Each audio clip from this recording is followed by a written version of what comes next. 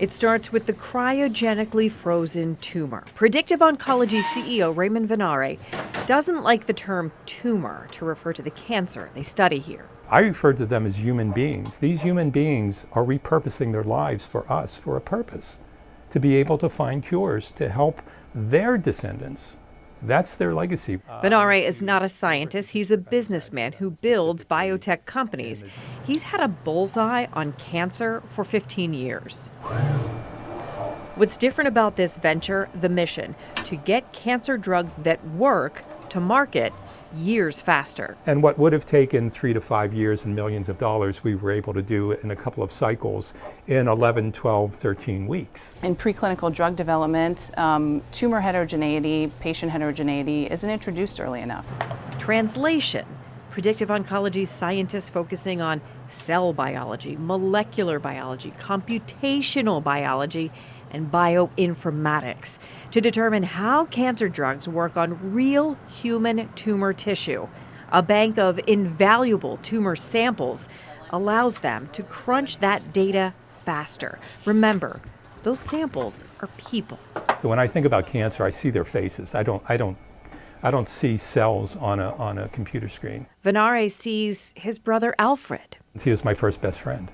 I grew up, Alfred was always there. And whenever I needed something, Alfred was always there. Whenever I was first punched in the face, it was my brother who punched me in the face.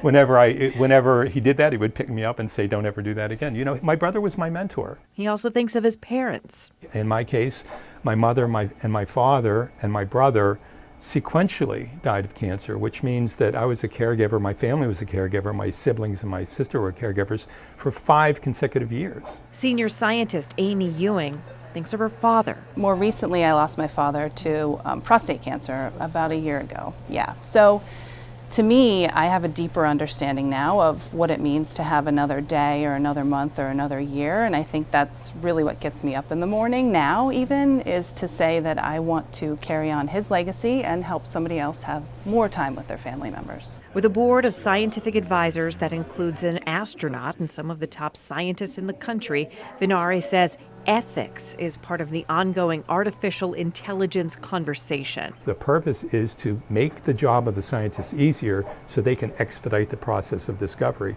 It's not AI that's going to do that. It's the scientists that are going to do that. And AI is the tool. AI is the tool.